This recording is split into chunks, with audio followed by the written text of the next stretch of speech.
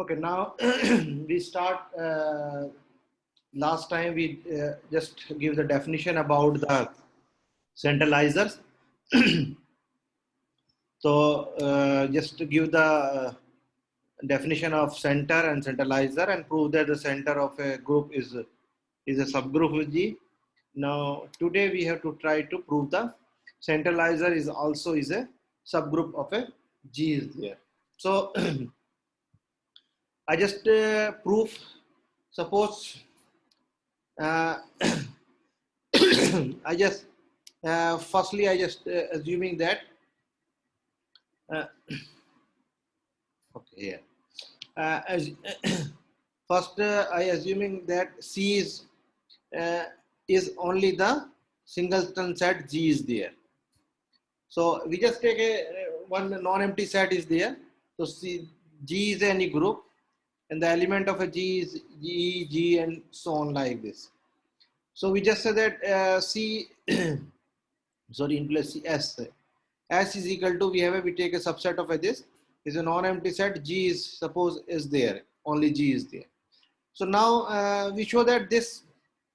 So C, G, S is what type element? G belongs to the G.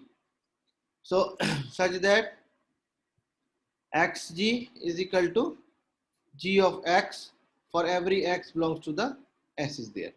But in our case, we have only the G is there. So we just take if X and Y any two element of a CGS.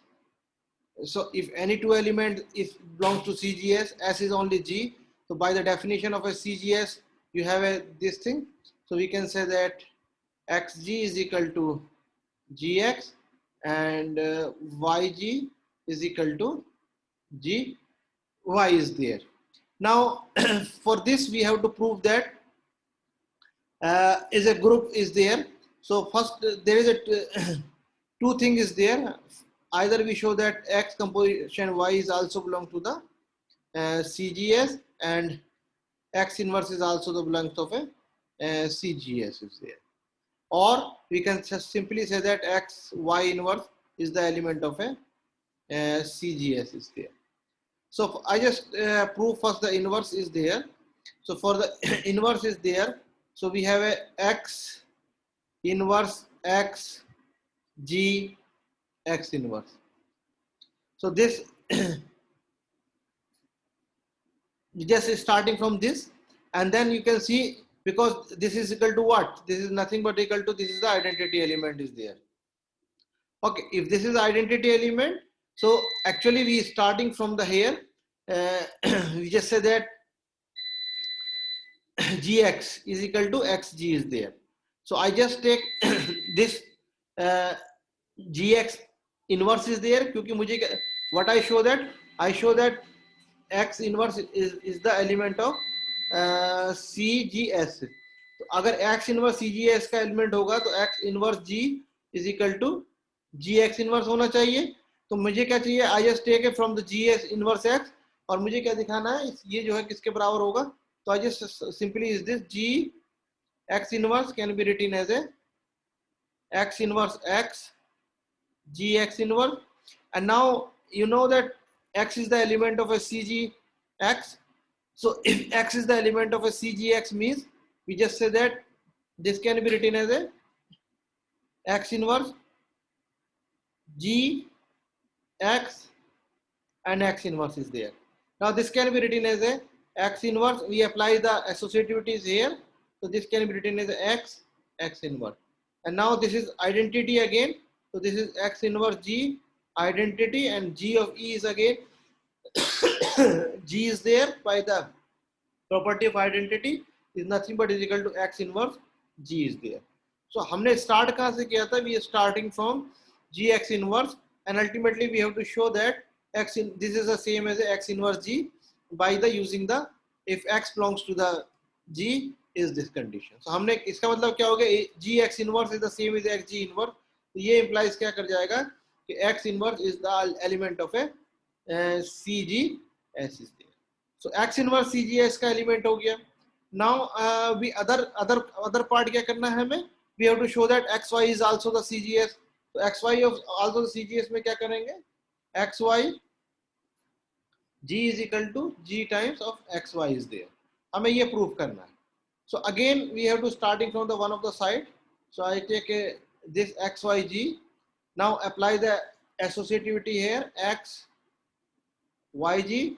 Now yg क्योंकि y किसका element है, cgx का है, तो yg किसके बराबर होता है, gy के बराबर होता है. Now x of gy, and now again we have to apply the associativity. So if again apply the associativity means we just say that x gy is there. Now again x is the element of a CGS. So x अगर element है तो x g is equal to gx. So this can be written as a gxy is there. And now you can see clearly is this is nothing but is equal to g times of xy is there. So we starting from this point of this, and then ultimately what we show that this is the same as is equal to this. So we can say that ये implies क्या करेगा कि ये दोनों आपस में equal हैं, तो xy किसका एलिमेंट हो गया, xy is element of A CGS का हो गया. अब अगर क्योंकि हमने ये कर लिया है तो इसका मतलब क्या हो गया, CGS में क्या है हमारे पास, only the single letter element, तो ये होगा CG, we have a only G हम लेके चले हैं, तो ये G जो है ये क्या हो गया, सब ग्रुप हो गया इसका. अब आप ये देखिए कि हमने जो अभी थ्योरम एक थ्योरम करी थी, अगर आपको याद हो कि intersection I belongs to the index, so HI is also a subgroup of a G. Okay, यानी कि अगर H1 H2 आपके पास जो फाइनाइट नंबर ऑफ दिस है वो कोई सब ग्रुप है, तो आप क्या कह सकते हैं कि इंटरसेक्शन जो होगा उनका क्या होगा, वो भी सब ग्रुप हो जाएगा सबका. तो उसका मतलब क्या होगा कि वो उस रिजल्ट को हम यहाँ पर यूज करेंगे. तो उस रिजल्ट को यूज करेंगे तो क्या होगा कि इसका होगा कि यहाँ तो ये सब ग्रुप हो गया कि इस वाली थ्योरम से जो हमारे पीछे थ्योरम थी. नाउ CS की डेफिनेशन क्या कहती है कि वो हर एक के लिए हमने एक पर्टिकुलर G लेके चले, उसको दिखा दिया. नाउ इंटरसेक्शन में क्या कहता है, इंटरसेक्शन की थ्योरम क्या कहती है कि अगर सब ग्रुप हो, इसका मतलब ये CG, अब हम दूसरी बार क्या ले लेंगे, हम S कोई अगर ले लिया हमने कोई G1 है, अब इस G1 के लिए भी हम इजीली शो कर सकते हैं बाय द सिमिलर फैशन. तो वो क्या करेंगे कि ये जो होगा आपके पास CG, नेक्स्ट एलिमेंट क्या होगा, G1 के लिए भी ये सब ग्रुप हो जाएगा इस G का. तो सिमिलर फैशन में अगर हम जाएंगे तो इंटरसेक्शन के बाद से क्या कहते हैं कि and the definition of a CGS intersection together we can say that कि ये जो होगा हमारे पास जनरल CGS जो होगा इज ए सब ग्रुप ऑफ ए G हो जाएगा. इज दिस क्लियर, ये समझ में आ गया? ओके, नाउ ओके, तो क्या करेंगे, हमने अलग अलग उसे डिवाइड करके करा और फिर हमने क्या करा, उस पर इंटरसेक्शन वाली थ्योरम को यूज करा. तो जब वो एक सब ग्रुप हो गया तो इसका मतलब दूसरा भी हो जाएगा सिमिलरली, वो सबसेट भी सब ग्रुप होता चला जाएगा. तो इसका मतलब वो एस के कोई से भी एलिमेंट्स के लिए करते चले जाएंगे, तो वो जो इंटरसेक्शन सारे सब ग्रुप्स का क्या होता है, इंटरसेक्शन सब ग्रुप होता चला जाता है. तो आपके पास क्या मिलता चला जाएगा कि वो जो होगा पूरा CGX जो होगा वो आपका सब ग्रुप बन जाएगा. Now one more definition of normalizer. Now we just say centralizer, then we have to normalizer. So okay, so just say that we can say that CGS is equal to intersection of all CG small s. Small s means all the elements of a such types. So we can just say that is it. So we can say that this is clearly is a subgroup of this. Now another definition is let H be a subgroup of a G, and then the set NH, G belongs to G, GH, यानी कि ये पूरा set H, whole H किसी भी एक G के साथ commute कर जाता हो. और ये इसको कह सकते हैं क्योंकि G किसका एलिमेंट है, G का एलिमेंट है, तो अगर जी जी का एलिमेंट है तो ये हमेशा इंप्लाइज करेगा कि इसका इनवर्स भी जी में होगा, क्योंकि हमारे पास क्या दिया है, जी ग्रुप है. Let H be sub group of a G means automatically G is a group. तो अगर ये इसका एलिमेंट है तो हम ये कह रहे हैं ना H G is equal to G H. अगर हमें इधर से राइट से इसमें इनवर्स से मल्टीप्लाई करूं तो H G inverse is equal to H हो जाएगा. ये भी हो सकता है. या अगर मैं इसमें राइट से करना लेफ्ट से करना चाहूं तो क्या होगा कि जी इनवर्स यहाँ पर ये आइडेंटिटी दे देगा. एक्चुअल मैंने एक जी और जी इनवर्स, तो ये क्या मिल जाएगा आपको, ये एच मिल जाएगा. H into E is equal to H होता है. Is equal to H. और अगर मैं लेफ्ट से मल्टीप्लाई करूंगा तो क्या मिलेगा आपको, G inverse G H is equal to G inverse H G. तो यहाँ पर ये क्या मिला, ये आइडेंटिटी मिला. यहाँ पर क्या मिल गया, जी इनवर्स एच जी, और एच इज इक्वल टू क्या हो गया हमारे पास, जी इनवर्स एच जी. तो अब हम ये नॉर्मलाइजर क्या होता है, नॉर्मलाइजर का मतलब if any element of a G and take element of a G and this G can commute every element of a this sub group. ये पूरे सब ग्रुप से अगर कम्यूट कर जाता है तो हम क्या कहते हैं कि ये एक नया सेट जो बनेगा, ये कलेक्शन जो हमें एक नया सेट बन के आएगा, ये कलेक्शन जो मिलेगा, ये कलेक्शन क्या कहलाएगा, is called as a normaliser. So we have a centre, centralizer and normalizer. There is a three different. Center means you have a simply is a zg, यानी कि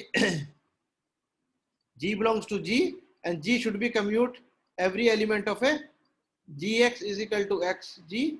For every x is the element of a g होना चाहिए. और आपके पास cg s क्या होता है कि g is the element of a g such that g sum s is equal to sg. For every s is the element of a this subset s is there. और normalizers में क्या बात करते हैं हम, normalizer is simply we say that कि हमारे पास कोई g किसका, g तो g का ये एलिमेंट है, but g commute with h, h h g, ये जो कलेक्शन मिलता चला जाएगा. या इसको हम क्या कह सकते हैं, this is same candidate g belongs to such that ji H G inverse जो एच के बराबर हो, और लगा के भी कह सकते हैं कि हमारे पास क्या होना चाहिए कि G belongs to the G such that G inverse H G भी एच के बराबर हो सकता है. यानी वो दोनों तरफ हो सकता है, क्योंकि इस ये जो नेक्स्ट कंडीशन आई है वो इसी कंडीशन से हमने इस नेक्स्ट कंडीशन को अचीव किया है. क्योंकि यहाँ पर हमने एक बार लेफ्ट से मल्टीप्लाई करेंगे तो हमें ये मिल जाएगा जी इनवर्स है, क्योंकि जी जी का है तो इसके हर एलिमेंट का जो होगा इनवर्स एग्जिस्ट कर जाएगा. तो अगर इसके हर एलिमेंट का इनवर्स एग्जिस्ट करेगा तो हम कह सकते हैं कि ये हो जाएगा. So this is a simple definition is this. Now the again we have a question is this कि if H is a subgroup of G, if H is a subgroup of a G, if G belongs to G, then what can we say that NH is normalizer is also a subgroup of a G. So we just normaliser जो होगा इसका subgroup होगा या नहीं होगा. और अगर ये सबग्रुप होता है तो ये नॉर्मलाइजर सबग्रुप होता है. कहता है subgroup. This type of a subgroup is called as a conjugate of H in G is there. So GHG inverse का मतलब क्या है? We have a normalizer system. Okay.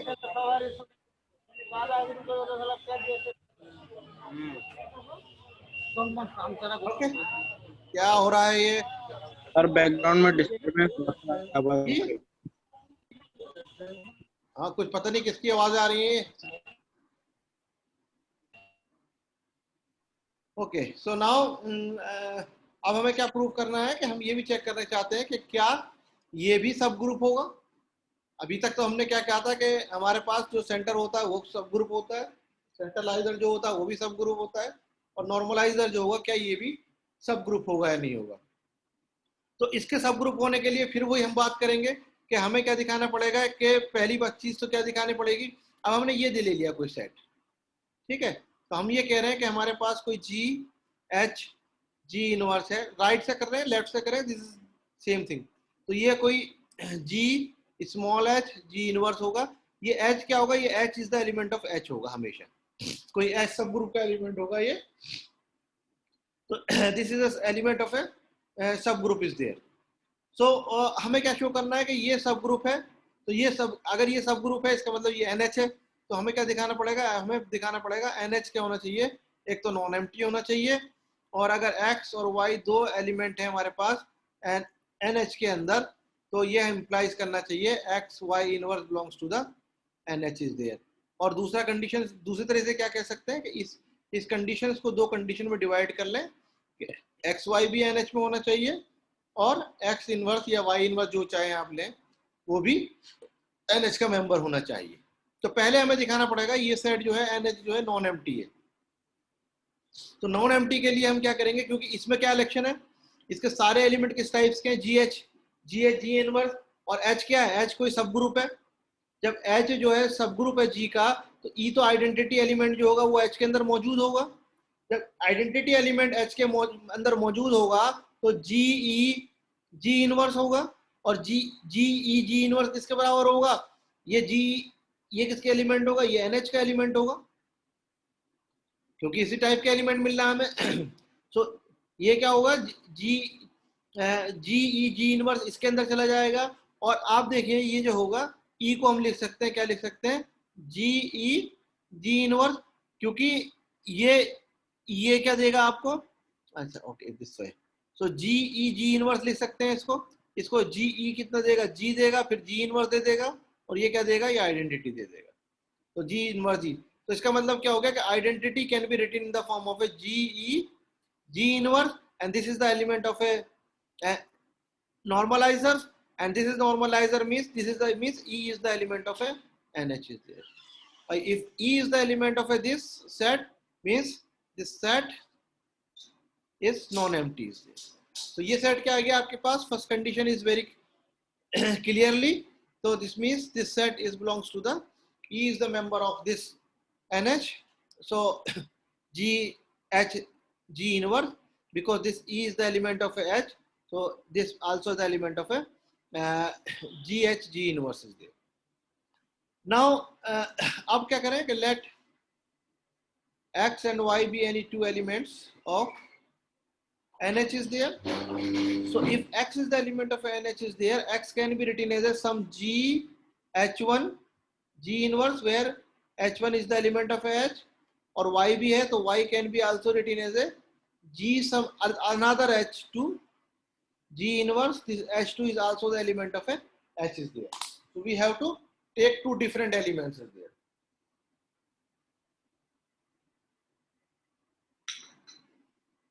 Okay, I think better I just stop here, and then this one I just show. Okay, so I just so यहाँ क्या है हमारे पास, NH is equal to G belongs to G such that GH is equal to HG, and this is nothing but is equal to G is the element of a G such that GH G inverse is equal to H. अब हमें इसको दिखाना है, तो मैंने पहले show कर दिया E is equal to can be written as a G G inverse. This is the element of a NH. तो क्योंकि E is the element of a H है, so और I just better using the same notation. हमने क्या कहा था, in the statement हमने denote किया है इसको, G H G inverse can be written as a G sum H G inverse such that H is the element of H. ये अब हमें सब ग्रुप शो करना है। अब इस चीज को सब ग्रुप शो करने के लिए, क्योंकि H हमारे पास क्या गिवन है, H इज ए सब ग्रुप ऑफ ए G है, जब H सब ग्रुप है तो यानी E is the member of H होगा, क्योंकि H सब ग्रुप है तो E G का भी मेंबर है, तो अगर E H के अंदर है तो इसका मतलब E can be written as ए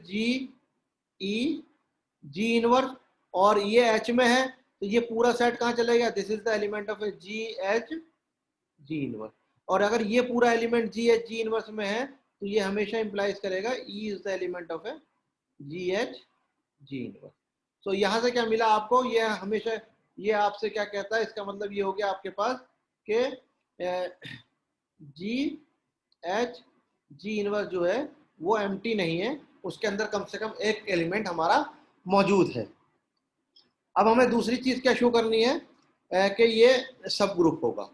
तो सब ग्रुप के लिए हमने क्या करा कि हमने दो एलिमेंट लिए एक्स एंड वाई, जो एलिमेंट किसके हैं, जी एच जी इनवर्स के। जब ये दोनों एलिमेंट इसके हैं तो अगर एक्स जी एच का है तो वो इस टाइप्स का होगा। तो this X can be written as a form of a G some h1 g inverse where h1 is the element of h is there। और सिमिलरली y भी g इसका मेंबर है तो y भी इसी टाइप का मेंबर होगा। तो y can also written as a some g h2 and g inverse. Again h2 किसका मेंबर हुआ, h का हुआ। अब हमें क्या दिखाना है, हमें दिखाना है एक्स वाई को। पहले हम एक्स वाई लेके चलते हैं। एक्स वाई का मतलब कितना हो गया, एक्स कितना है आपके पास, सॉरी एक्स कितना है आपके पास कि G some h1 G inverse is there, और y क्या है आपके पास, G some h2 G inverse is there. यहां पर हम एसोसिएटिविटी यूज करेंगे, तो ये क्या लिख सकते हैं, जी h1 दो बार यूज करूंगा मैं, इस पे यहां लगाऊंगा तो बीच में क्या बचेगा मेरे पास, जी इनवर्स जी बचेगा, और यहाँ क्या बचेगा, h2 जी इनवर्स बचेगा। नाउ ये क्या मिला, ये हमें फिर आइडेंटिटी मिल गया, क्योंकि G G inverse is equal to identity is equal to G inverse G, ये होता है। सो अब ये आइडेंटिटी हो गया, इसका मतलब क्या हो गया, जी h1 identity h2 G inverse. अब आइडेंटिटी को किसी भी एलिमेंट से मल्टीप्लाई करते हैं तो वो एलिमेंट इटसेल्फ मिल जाता है। तो ये हमारा हो गया जी h1 और यहाँ मिला हमारे पास h2 जी इनवर्स। मैंने फिर इस पे एसोसिएटिविटी यूज करी, जी h1 h2 G inverse. Now अब आप आइए जरा देखिए क्या करा, h1 किसका एलिमेंट है, h का है, और h2 भी किसका एलिमेंट है, h का है, और h क्या है, h क्या हमारे पास सब ग्रुप है किसी g का।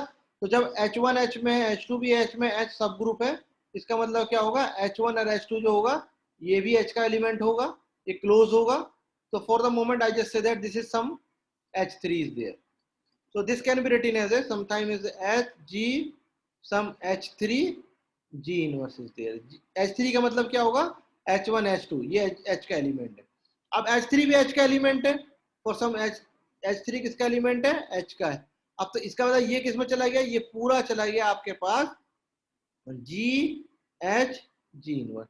अगर ये पूरा g, ये किसके बराबर लिखा है हमने, xy के बराबर लिखा है, इसका मतलब ये हमारे पास इसका मतलब हमारे पास क्या आ गया, इसने हमारे पास एम्प्लाइज कर दिया कि एक्स वाई जो है वो जी एच जी इनवर्स का मेंबर एलिमेंट हो गया। ओके नाउ ये क्लियरली हो गया। अब हमें क्या हो गया, ये हमने दिखा दिया, इसका मतलब क्लोज हो गया। अब हमें क्या दिखाना है कि इसका जो इनवर्स होगा वो भी इसी का मेंबर होगा। अगर तो एक्स हमारे पास क्या है, x is the member of a g some h1 g inverse is the element of gh g inverse where h1 is the element of h। अब हमें ये दिखाना है कि अगर x ये है तो x इनवर्स भी इसी में बिलोंग करना चाहिए। तो अब हम क्या करें, x इनवर्स लेके चलें। जब x इनवर्स लेंगे तो क्या होगा, g सम h1 g इनवर्स का होल इनवर्स लेना पड़ेगा। अब हमारे पास एक प्रॉपर्टी याद हो, ए बी इनवर्स किसके बराबर होता है, बी इनवर्स ए इनवर्स क्या होता है। तो जब ये इसके बराबर होता है इसका मतलब इसके क्या होगा, जी इनवर्स का इनवर्स होगा, और इसको हम ले सकते हैं, मैं दो बार में कर ले रहा हूं अगर आपके आसानी के लिए, is inverse of this.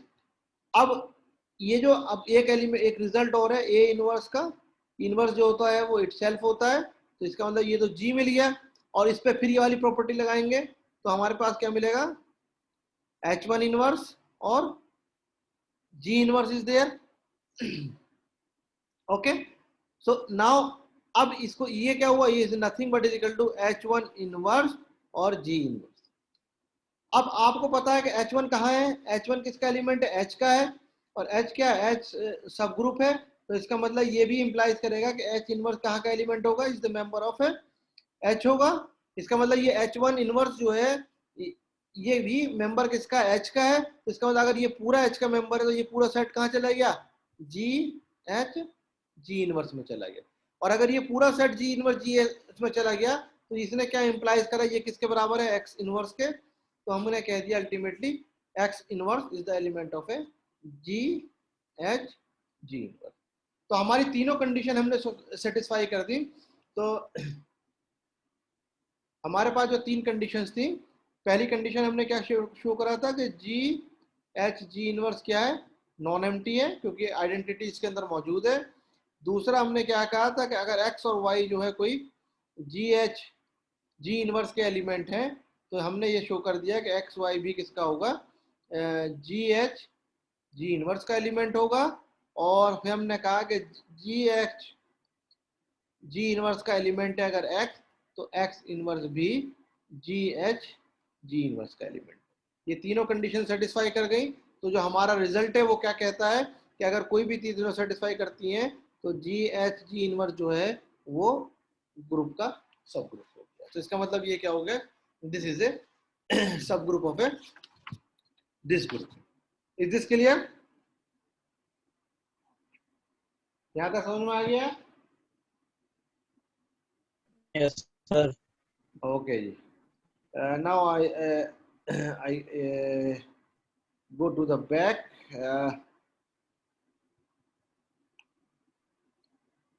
Okay.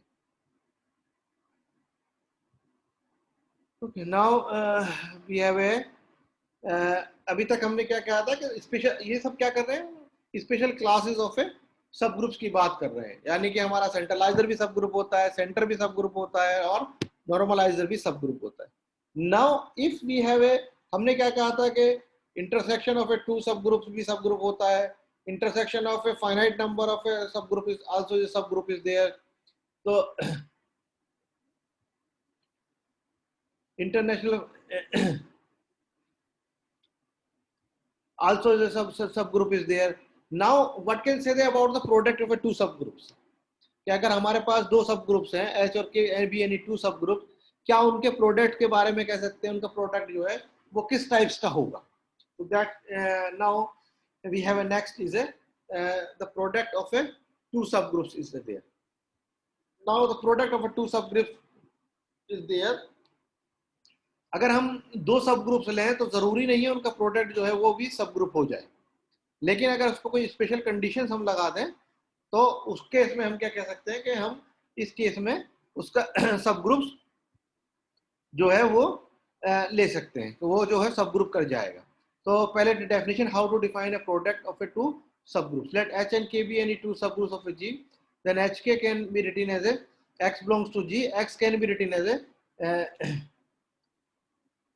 जो भी X लेंगे, X can be written as a some element of a H and some element of the K, where H is the element of a H and K is the element of a K is there.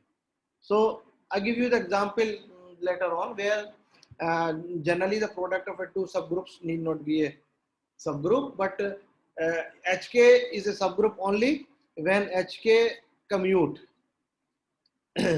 अगर ये commute करेगा जब भी हम कह सकते हैं कि ये जो है सब ग्रुप होगा, अदरवाइज ये सब ग्रुप के बारे में हम नहीं कह सकते। I give you the example also. So first I have a 10 minutes so I can prove this. So the theorem is saying that let H and K be a two subgroups, then HK is a subgroup if and only if HK is equal to KH, यानी H और K अगर आपस में commute कर जाते हैं तो हम कह सकते हैं। और अगर हमारे पास, तो इसका मतलब क्या हुआ कि अगर हमारे पास G कोई अबेलियन ग्रुप है, तो अगर अबेलियन ग्रुप है तो HK is equal to KH ट्रिवियली होंगे। तो H और K अगर कोई दो सब ग्रुप्स ले लें किसी अबेलियन ग्रुप के, तो उनका प्रोडक्ट क्या होगा, हमेशा सब ग्रुप होगा। लेकिन जनरली नहीं कह सकते, अगर ग्रुप अबेलियन है तो HK इज ए सब ग्रुप होगा, और अगर जनरल ग्रुप है, कोई अबेलियन ग्रुप नहीं है, तो हम क्या कहेंगे, अगर H और K भी टू सब groups of a group G है, तो HK is also the sub group of G if and only H and K are commutes कर दिया जाएगा। तो let HK is equal to KH, तो हम पहले क्या कंडीशन लेके चल रहे हैं कि ये आपस में दोनों कम्यूट्स कर रहे हैं। तो अगर HK is equal to KH है, तो हमें क्या दिखाना है, HK इज ए सब ग्रुप दिखाना है। तो सब ग्रुप दिखाने के लिए फिर वही चीज है हमारे पास कि हमें क्या करना है कि प्रोडक्ट होना चाहिए, इनवर्स होना चाहिए, और ये नॉन एम्प्टी होना चाहिए। ठीक है, अगर नॉन एम्प्टी होना तो HK is equal to KH है, तो H is the element of H, K is the element of KH, means HK is equal to H1 K1, where some H1 is the element of H and K is the element of K1 is there. So ये आपस में commute करेंगे, कोई different element लेके चल रहा हूं मैं, I'm not take it same. HK is equal to some H1 K1 is there. To prove that HK is a subgroup, we show that H is a closed and each element of HK, its inverse is there. You also show that HK is non-empty is there. This is trivial. This is trivial because E is equal to can be written as a EE. Okay, so क्योंकि ये दोनों क्या है, H is a सब group of A G है और K भी क्या है, सब ग्रुप ऑफ ए G है। तो अगर H और K दोनों सब ग्रुप ऑफ ए G हैं, तो इसके मतलब ये जो आइडेंटिटी होगा ये H के अंदर भी होगा, यही आइडेंटिटी इसके अंदर होगा, K के भी होगा। तो EH is equal to can be written as a this thing. So इसका मतलब क्या होगा कि E is the element of a HK। तो E हमेशा HK के एलिमेंट, E को इस फॉर्म में लिख सकते हैं, दिस कम्यूट कर जाएगा ये, क्योंकि E into E is equal to E. This is the element of H, this is the element of a K, this is the element of a K, this is the element of a H is there. So इसका मतलब क्या हो गया, E is the element of a HK, so this is clearly non-empty. Now we show that take a two elements, XY is the element of a HK. अगर XY HK का element है तो X किस types का होगा, कोई HK types का होगा, H is the element of a H और K is the element of a K होगा। और y क्या ले लें, y is some, suppose this is 1 1. Okay, I just better I stop here and then go again this one. Okay, so now I just say that HK X belongs to G such that X can be written, a element of a G can be written as a HK, H is the element of a H and K is the element of a K. इसको सब group दिखाना है। So E composition E is equal to E composition E. This implies that E can be written into this form. So जैसे E इस form में, E क्या है, E तो आइडेंटिटी, E क्या है, E तो G में भी है और H और क्या है, सब ग्रुप है और K भी सब ग्रुप है। तो इसका मतलब E H में भी होगा और E K में भी होगा। E can be written as E into E and this is the element of a HK. So this means E belongs to the HK. HK is non-empty. Now let X and Y is the element of a HK. तो जब HK में लेंगे X is the element of a some H1 K1, H1 is the element of a H and K1 is the element of K is there और Y किस types का होगा, कोई H2 K2 types का होगा, H2 is the element of a H and K2 is the element of a K का हो जाएगा। हमें क्या प्रूफ करना है, हमें प्रूफ करना है XY is the element of a HK। तो हमें क्या दिखाना है, this implies that XY can be written as a some element HK types का, where H is the element of a H and K is the element of a K का हमें इस form में दिखाना है। तो हम लेके चले XY, X हमारा क्या है, X को हमने क्या लिखा है, जस्ट चेक, X को लिखा है H1 K1, so we just write H1 K1 and Y को लिखा है हमने H2 K2। अब और हमारे पास कंडीशन क्या है, HK is equal to KH है, यानी कि कोई element HK is equal to K1 H1 या H1 K1 is equal to K2 H2 के बराबर, ये आपस में बराबर होता है। ओके, जो ये हमारा जो गिवन कंडीशन है, HK is equal to KH is there. So now this can be X1 K1 H2 K2 लगाएंगे। अब हमारे पास ये गिवन कंडीशन है, इसको अप्लाई करेंगे तो क्या होगा, H1 this is nothing but equal to H2 K1 K2 हो जाएगा। ओके तो ये इस तरह से हो जाएगा। तो ये जो होगा आपस में कम्यूट्स कर जाएंगे। This means this can be written into this form is there. और जैसे ही इस फॉर्म में लिखेंगे फिर दोबारा एसोसिएटिव लगाएंगे H1 H2 and now we have K1 K2। H जो है वो सब ग्रुप है G का, और H1 H2 दोनों किसके एलिमेंट है? H के एलिमेंट है। ये इंप्लाइज करेगा H1 H2 भी कोई H का एलिमेंट होगा। और K हमारे पास क्या है? K भी सब ग्रुप है, तो कोई K1 K2 अगर K के एलिमेंट है तो ये इंप्लाइज करेगा K1 K2 भी किसका एलिमेंट होगा? K का। यानी ये पूरा एलिमेंट जो हमारा H में चला गया, ये पूरा एलिमेंट हमारा K में चला गया। तो इसका मतलब ये पूरा सेट कहाँ चला गया? This poor whole set is going to H के। और ये किसके बराबर है? XY के बराबर है। तो हम क्या कह सकते हैं? इसका मतलब this implies that XY is the element of H K is there. अभी ये हो गया। नाउ अगेन हमारे पास क्या है? X इनवर्स को भी दिखाना है। X हमारे पास H1 K1 टाइप का है, H1 H का है, K1 K का है। नाउ X इनवर्स हम लेंगे तो क्या होगा? H1 K1 का इनवर्स आ जाएगा, और जैसे ही इसका आएगा इसकी इनवर्स की प्रॉपर्टी यूज करेंगे, K1 inverse H1 inverse. Now K1 inverse H1 inverse. Now H1 किसका एलिमेंट है? H का है, तो ये इंप्लाइज करेगा H1 इनवर्स भी H का होगा। K1 किसका एलिमेंट है? K का है, तो ये इंप्लाइज करेगा K1 इनवर्स भी H का एलिमेंट होगा। और अगर हमारे पास K1 इनवर्स H1 इनवर्स है, ये किसके बराबर होगा? H1 इनवर्स K1 इनवर्स के बराबर होगा, क्योंकि हमारे पास गिवन कंडीशन है HK is equal to KH। तो इसको क्या लिख सकते हैं? This can be written as H inverse H1 inverse K1 inverse. अगर ये H1 इनवर्स किसका? H का एलिमेंट है, K इनवर्स किसका है? K का एलिमेंट है, तो ये पूरा किसका एलिमेंट हो गया? HK का एलिमेंट हो गया। ये किसके बराबर है? X इनवर्स के बराबर है। इसका मतलब X inverse is the element of HK। तो हमने तीनों चीज कंडीशन शो कर दी कि HK नॉन एम्प्टी है, X Y अगर HK के मेंबर हैं तो ये हमने इम्प्लाइज शो कर दिया कि XY is also the element of HK। अगर X HK का मेंबर है तो हमने शो कर दिया X inverse is also the element of HK is there. So all three condition is satisfied, then by the theorem we can say that HK is a subgroup of G। ये क्या condition पे satisfy हुआ है? अगर हमारे पास HK is equal to KH है, क्योंकि हमने ये कंडीशंस को इसमें यूज किया है। Now I'm not prove the converse because anytime this is stopping is there. So if this clear, I can stop here. Just you can ask anything if you if you want. You can just if you any question you can ask now.